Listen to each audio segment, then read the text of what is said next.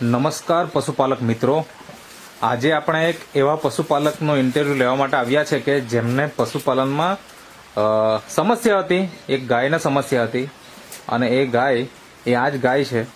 હવે શું સમસ્યા હતી અને એ સમસ્યાનો ઉકેલ કેવી રીતે મળ્યો એ આપણે એમના પરિચય સાથે જ જાણીએ. તો સૌપ્રથમ બેન તમારો પરિચય આપજો. શું નામ છે તમારું? ચિંતુબેન ઈશ્વરભાઈ પટેલ. હા, અને તમારું ગામ? ગામ ગૌરી, તાલુકો ધરમપુર, ખેરગામ. હા, ગામ ગૌરી, તાલુકો ખેરગામ, એટલે જિલ્લો નવસારી. હા, તો તમે આ પશુપાલનના વ્યવસાય જોડે કેટલા વર્ષથી સંકળાયેલા છો? કેટલા વર્ષથી પશુપાલન કરો? 1.5 વર્ષથી. ને પશુપાલન કેટલા, મતલબ ગાય કેટલા વર્ષથી પાડો છો તમે? આ તો ઘણા 25 વર્ષ થઈ ગયા. 25 વર્ષ જેવા થઈ ગયા. હા, તો અત્યારે હાલમાં તમારે ત્યાં અત્યારે 3 ગાય અહીંયા છે, એ 3 ગાય છે ને? હા, તો શું સમસ્યા આવતી, શું પ્રોબ્લેમ આવતો હતો ગાયને? ગાયને તો એનો પ્રોબ્લેમ આવ્યો પાછો. જે અહીંયા જે ઉભેલી છે ગાય, જે આ પહેલી ગાય છે, એને શું પ્રોબ્લેમ આવેલો? બીજદાનનો પ્રોબ્લેમ, એટલે ગાભણ નહીં રહેતી હતી. ગાયનું કેટલાક વેતર થયા અત્યાર સુધી? 5-6 તો થઈ ગયેલા. 5 થી 6 વેતર થઈ ગયા. અને પછી પ્રોબ્લેમ આવ્યો. તો શું પ્રોબ્લેમ આવ્યો? બીજદાનનો. હા, રહે જ નહીં ગાય, મતલબ ગર્ભ રહેતો નહીં હતો. બરાબર.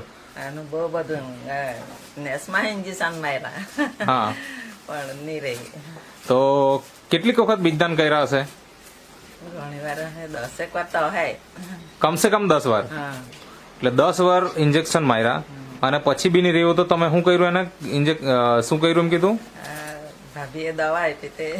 અચ્છા, મતલબ આવો ને, કોણે તમને જે આપ્યું વસ્તુ એ તમને બતાવો. આ જે છે, શું નામ તમારું?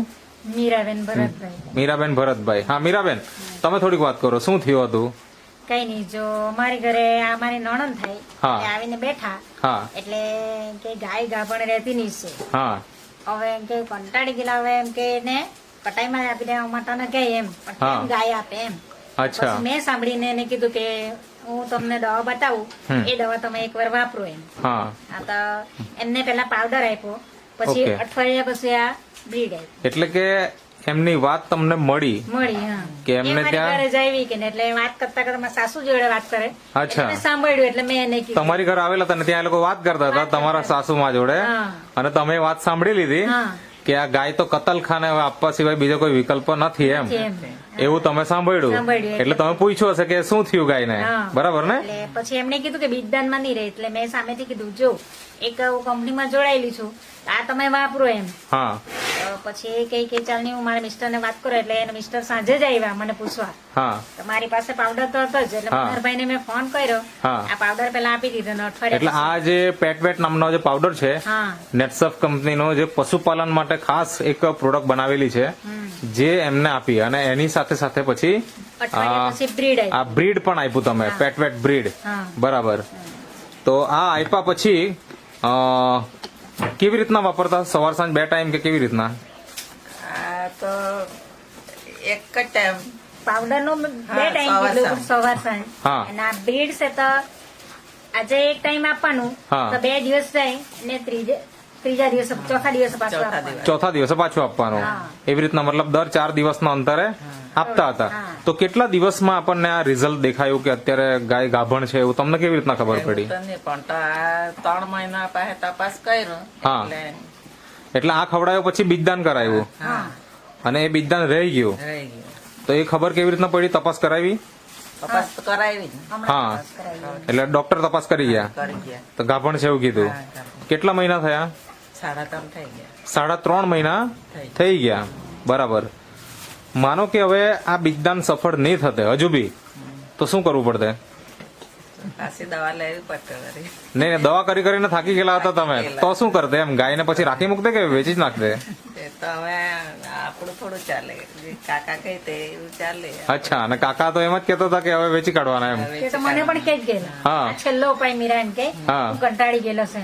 અચ્છા, ભગવાન દયા હે, હું ભગવાન નામ લઈને તમને આપું. એટલે મેં કીધું ચોક્કસ 100% ગેરંટી આપો એમ કરીને જ મેં આપેલું. ખરેખર આ સક્સેસ થઈ ગયું. બરાબર છે. તો હવે આ ગાય અત્યારે હાલમાં મતલબ જે 5 વેતર હતા તો ત્યારે કેટલું દૂધ આપતી? 10 લીટર આપે, 10-12 એવું જેવું ખવડાવે તેવું આપે. પૂરા દિવસનું હા 10 થી 12? હા બરાબર. અને માનો કે આ ગાય કોઈને વેચવી હોય ગાભણ રહી ગયા પછી, તો કેટલા રૂપિયામાં વેચાય? તો 50 આવે જ કે નહીં. 50 થી 60,000 રૂપિયા, બરાબર ને? તો દર્શક મિત્રો તમે જોઈ શકો છો નેટસફ કંપનીની જે આ પ્રોડક્ટ છે, જે પેટવેટ નામની, એમાં આ જે બ્રીડ નામની જે પ્રોડક્ટ છે, પેટવેટ બ્રીડ, જે સ્પેશિયલ બીજદાનના પ્રશ્નો હોય એના માટે બનાવેલી છે. અને આજે એની સાથે એક સપ્લિમેન્ટ છે, જે એક પશુઓ માટેનો આહાર છે. એ આ બંને વસ્તુ આ બેને નિયમિત ગાયને ખવડાવી અને આજે આ ગાયને 3 માસનો ગર્ભ રહી ગયો છે, મતલબ બીજદાન સફળ થઈ ગયું છે. અને તમે આ વાત જાણીને ખૂબ ખૂબ આનંદ તમને થશે બધાને કે આજે આ ગાયની કદાચ વેચાણ કિંમત 50 થી 60,000 રૂપિયા આવે તો એ ગાય પણ બચી ગઈ, ખર્ચો પણ બચી ગયો, અને સાથે સાથે ગાયની તંદુરસ્તી પણ સારી છે, બરાબર ને? અને જે દૂધ આપતું હતું કે ભાઈ એક દિવસમાં 10 લીટર 12 લીટર કે 15 લીટર સુધી પણ જતું, બરાબર ને? તો આવું દૂધ પણ પાછું મળશે. તો દરેક પશુપાલક મિત્રને તમારે શું સલાહ છે, મીરાબેન? શું કેવું છે? મેં કહી દીધું કે જો હવે તમારું કામ સક્સેસ થઈ ગયું, બરાબર? હા. હવે તમારે કોઈની બી સલાહ, કોઈને ત્યાં બી આવો પ્રોબ્લેમ હોય, ગાય હોય કે ભેંસ હોય, હા તો તમારે સંદેશ આપવાનો. હા. તમે આ વસ્તુ વાપરીને ખુશ છો? ખુશ મતલબ ગાય બચી ગઈ આપણે? બચી ગઈ. હા બરાબર ગાય છે. બચી ગઈ, આપણા પાકમાંથી મુક્ત થઈ ગયા, બરાબર છે? હા બરાબર છે. ઓકે ઓકે બેન, તમે જે ઇન્ટરવ્યુ આપ્યો તે બદલ તમારો ખૂબ ખૂબ આભાર.